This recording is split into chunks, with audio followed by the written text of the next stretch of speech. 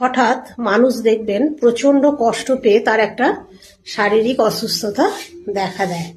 প্রচুর কষ্ট পেয়ে প্রচন্ড একটা আঘাত পেল, কেউ হয়তো তার মারা গেল, তাকে খুব ভালোবাসতো, খুব স্নেহ করত, কিন্তু সে হঠাৎ তার মৃত্যুর ফলে দেখা গেল যে তার মেন্টালি মানসিকভাবে প্রচন্ড অসুস্থ হয়ে পড়েছে।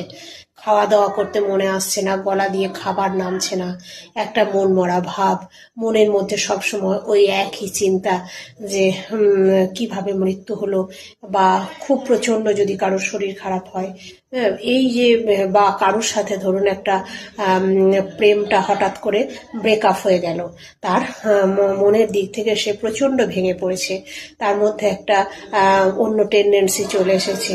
কেউ হয়তো ভাবছে তার হয়তো সুইসাইডিক্যাল টেন্ডেন্সি চলে এসেছে, আত্মহত্যা করার মনোভাব চলে আসতে পারে, বা গভীর গভীর আঘাত, বলতে গেলে মানসিকভাবে কেউ যদি গভীরভাবে সে আঘাত পায়, সেক্ষেত্রে আমি একটি ওষুধের কথা বলবো, এবং দুটো ওষুধ তাকে খেতে হবে। তবে একটা ওষুধের কথা আমি বলবো যেটা খুবই কার্যকরী ওষুধ।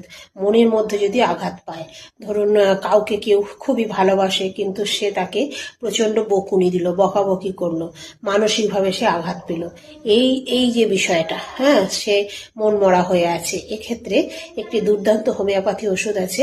ওষুধটার নাম হচ্ছে ইগনেশিয়া 30 পোটেন্ট।